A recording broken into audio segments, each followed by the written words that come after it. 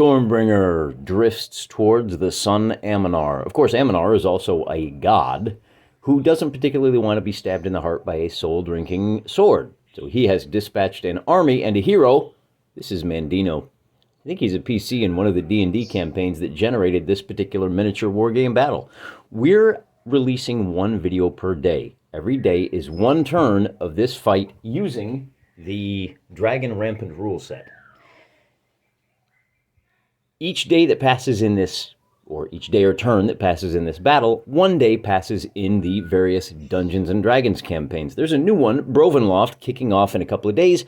This battle also impacts that campaign as well as the Dubzaron campaign, which was the former home of Stormbringer. Now, you'll note we've got the forces of chaos on the left, the forces of law and light on the right. Here's a question I have for you. How do the various participants in the campaigns know what's going on in this battle? There are signs. Bear in mind, this is taking place in the cosmos. There are various augurs that are paying very close attention to this, anyone who is scrying, and of course, there's all kinds of purple lightning and strange comets and just terrific energies being hurtled across the cosmos. So it makes perfect sense that even if they don't know the specific details, that the players in the various Dungeons & Dragons campaigns being impacted by this will know what's going on. As I said, today is September 28th, so we have something interesting that happens. Reinforcements arrive. In the Dubzaron campaign, all of the good-aligned clerics and temples and paladins and what have you have been offering sacrifices to the fates and trying to influence the battle. Today is one of the days in which that influence is felt. You saw that is foot. The forces of light receive reinforcements of one unit of 9,000 heavy foot. They are classed as heavy foot in Dragon Rampant style, and they automatically appear on the table edge, on the Force of Law table edge. That's going to be over there. You'll see them in a minute. I have the camera set up here for a very important reason. Before we can get to the turn proper, well, as we launch our way into the turn proper, we have to do things in the right order. Oh, look, something's going to happen tomorrow. Actually, a couple of somethings. I hope you'll tune in tomorrow because there's been a lot of back and forth, and there will continue to be a lot of back and forth. We have to do, the forces of chaos get the first activation. These are Wyvern Riders. I believe there's 2,700 of them, and we have to make a morale check for these guys to find out whether they recover from being battered or not. With a result of a 5, they are at -4. That becomes a result of a 1, so they are going to run away to the tune of 5 inches, and they're going to take another wound to represent an additional loss of morale for them. Next, we have 2 units of lesser war beasts. These are astral sharks, and these are space lobsters, summoned by the goddess Blub Blub Blub, who's hiding in the background. She's taken directly from the deities and demigods manual. These are lesser war beasts, and boy, you'd really like to grab the sword and run off, wouldn't you? But they're beasts. They're not too bright. They are just here for the eating. These guys are going to try to eat a unit of light cavalry. These astral sharks are going to charge the nearest enemy is this unit of heavy foot. So I'm going to roll for both. This is a little outside the turn sequence. In order to launch an attack, they have to roll a 5 or better. These guys succeed, and these guys fail. So the space lobsters are just going to hunker down. Meanwhile, the heavy foot, they are just going to take it. They are within 6 inches. I'm not even going to measure. So we will roll 12 dice for both sides. The astral sharks are going to be hitting on 4s. The heavy foot are going to be hitting on 4s as well. Unless, those heavy infantry, they have an attack value of 4 because they're offensive per the rules. So what we do is we roll and we count the 4s. And for the heavy infantry, we're going to get quite a few. Pretty good roll for those guys, 7. And for the astral sharks, they are only going to get 4, but I think that's going to be enough. The astral sharks have an armor value of 3, meaning they take 2 hits. The heavy foot have an armor value of 4, meaning they take just the 1. Normally, heavy foot, and I can show you those results a little clearer there. Normally, the heavy foot have an armor value of 3, but these guys are celestial heavy foot. They are a host of angels. They're a little bit tougher, and this saves them from taking that second hit. So each side takes 1 hit. Oh no, I got my math wrong. Grab my wound markers.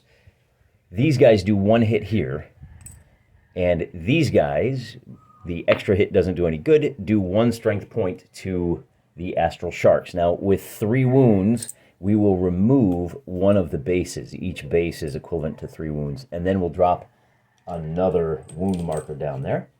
Then, because that melee is done, we have to roll for morale. These guys have a morale of, it's not great, it's 4, but they're at -4, so they need an 8 to succeed, and with a 9, they pass. The heavy foot, they are only at -2, they get a 10, and they are looking to score, I'll show you those rolls, the heavy foot are looking to score a 4 or better.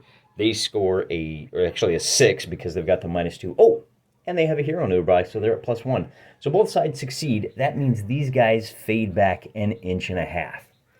That is the end of that combat. Now we can do our space lobsters who have charged the light cavalry. Wait a minute. The light cavalry have the option on a 7 or better, they can shoot these guys and then fade back, and they're going to exercise that. With a result of a 7, they're going to go ahead and launch their missiles. Again, these are a heavenly host of cataphracts. They are, no, not cataphracts, they're horse archers. They get to reroll their missed hits, and because they're skirmishing, they are shooting at -1. So normally light riders will be hitting on 5s. Now they're only hitting on 6s. The good news is they will get to reroll any not 6s they get, which is all of them. So we'll reroll again, and this time they managed to score 2 hits, which is still not going to be enough. Then, so they didn't do any damage. Then they're going to pull back a half a move, which is 2.5 inches. Our lobsters are going to attack, and they are within 6 inches, so they pile in right here, and we are in a fight now. So we'll roll 12 dice for each guys. The war beasts are on the attack. They're hitting on 4s. The light riders are only going to be hitting on 6s for their hits. We'll roll for the lobsters on 4s, and we get 1, 2 hits, but they get to re-roll. Oh, I'm sorry. The horse archers only have magic bows. They do not get to re-roll their melee attacks. So it's not going well for them. If we pull out all the misses, we wind up with a total of 7 hits. The light riders have an armor of 3, which means they are going to take 2 wounds. The light riders, let's just check, veteran horse armors, they have armor, so they have a 6-up save, meaning they took 2 strength points of damage for every 6 they roll, and they got 1, so that negates one of those. They do take 1 point of damage, and that 1 point of damage necessitates a morale check. For the morale check, they get an 11. They get a 12 because they're at +1 because Aminar is right there guarding them. See, there's Aminar. So they do pass, which means these guys are going to have to fade back because they're still in contact. So nothing doing. All that the Space Lobsters managed to do is push the tide, the front lines back a little bit, and we're done with all of the required moves. The wild charges are required. Now we have to look at the voluntary moves for the Forces of Chaos. We're going to start with this fella. Well, wait a minute. Let's think about this. We really want him to get up there. So this is a Greater War Beast. That is 100 Astral Giants. Greater War Beasts have a move score of 6 inches. On a 6 or better, he can move up. Alternatively, we can move our Elite General. This is Bell, and he moves on a 7 or better. Oh, that's actually worse, isn't it? No, wait, he's Elite Foot. He moves on a 5 up. So we're going to start by trying to move our General up to here, the 3 inches. On a 5 or better, he does, and he does. So we slide him up 3 inches, and now that he is within a couple of inches of our Giant, the Giant will move on just a move order, Greater War Beast. He's going to be moving on a 5 or better. And on a 7, he does. So he will race up the 5 inches, and he grabs Stormbringer. So now, what this means is, today, the Forces of Chaos are ascendant. They are holding Stormbringer. they've got the edge. If you're playing in one of the D&D campaigns where this battle matters, Forces of Chaos are going to be good. It's going to be easier to summon undead. Evil clerics are going to get a bonus to their spells. Good aligned clerics will, well, chaos will. Lawfully aligned clerics will have a penalty if you're doing that. But we still have the rest of the Forces of Chaos to move up. So let's take a look back here. We are going to go with the high percentage play first. These are Bellicose Foot. I think I've been calling them Heavy Foot. They're actually Bellicose. Bellicose Foot are more like Vikings. You know, they charge in, but they don't have a lot of staying power. And with a 3, they are going to be able to move up 1, 2, 3 inches. And then we have Elite Foot back here who will be moving on a 6. Does that do it? Elite Foot normally move on a 5 up, so it will. They'll be able to keep up with their general. On this side of the table, we've got, what do we have here? We've got 2 units, this one and this one. With a 5 and a 6, the shooters will move up, and then these guys are going to move up as well. They move up 3 inches, and then let's check for Blibdoolpoop on a 6. She moves up on a 5 as well, so everybody moves up. And that is the end of the Chaos side of the turn. On the Lawful side of the ledger, we're going to start with the high in probability play. Remember that our god has 1 free move order he can issue. We are going to move these elite riders up to here. Normally elite riders have wild charge, but in this case they are level headed. Remember that they are angelic hosts, so they're a little smarter than the average bear. Then we're going to go ahead and take the high stakes play. I know we got to worry about Stormbringer, but we're going to try to chase these guys off next. Our god, the issuing of the move order does not actually expend his turn. Aminar now is going to try to cast a spell. I believe this is the first one he's done. This is a blast spell. He only needs to roll a 5 or better to be successful. He's going to try to blast these space lobsters. With a 6, he is successful, so he makes an attack. It's got a range of 9 inches. He hits on a 4 up. We'll roll him over here for every couple of 4s he gets. 1, 2, 3. So there's 1 wound, and then here is, not quite. He needed 1 more hit. But that extra wound forces a morale check out of the space lobsters, and they are now sitting at minus, is it minus 3, 4, 5? I think they're at minus 5 now. Okay, so with a negative result, they got a 3, minus 5. They are going to be at negative numbers, which means they leave the battlefield altogether. So good play by Aminar. Now you understand why he's the sun god and the god of wisdom. That opens things up a little bit better for the Forces of Light. Now we can try to activate. Now, here's where it gets a little bit more interesting. We're going to get even more tricky. This is Mandino. He is going to take a shot at the space, at the astral giants. He has a magic bow that automatically hits. If he passes his shoot action as a hero, he is going to, as an elite foot, he is going to pass a shoot action on a, oh, is it a 5 up? It's got a magic bow. It's a 5 up. So he gets a 5. He does 1 wound to the astral giants. And the nice thing about that is that it forces a morale check. And with a result of a 3, the astral giants are going to retreat. Now it's 3 minus 1 for a result of a 2. Greater war beasts have a courage that's a positive number, so all he does is he moves back 2.5 inches. But how about that? Now that opens the door for, oh, I wish we still had our move order here. Can these greater war beasts have wild charge unless you spend the points? Take a little closer look at those guys, shall we? So these greater war beasts are going to try to move up and claim Stormbringer. With a result of a 7, they do. They move up and use the rest of their movement. So the Forces of Light now.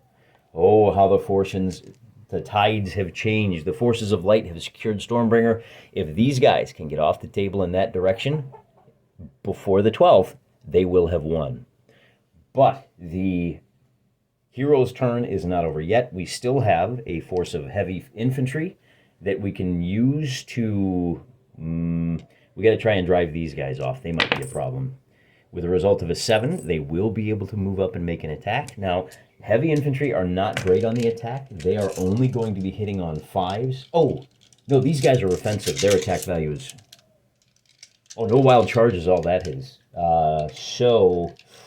That means that they are simply regular heavy foot. They are going to be hitting on 5s on the attack. And then our sharks are not very good on the defense either. Neither of these guys is in the role they're designed for. The sharks are only hitting on 6s. They get 1 hit, and our heavy infantry get 1, 2, 3, well, 4, but the 4th is gone. So that's going to be 1 wound to either side. It's a bit of a battle of attrition over here, so we're going to remove 1 stand. We're going to drop 1 more wound here. So the Astral Sharks are at -5. They score a 1, so they simply retreat. These guys are at -3. Oh, dear.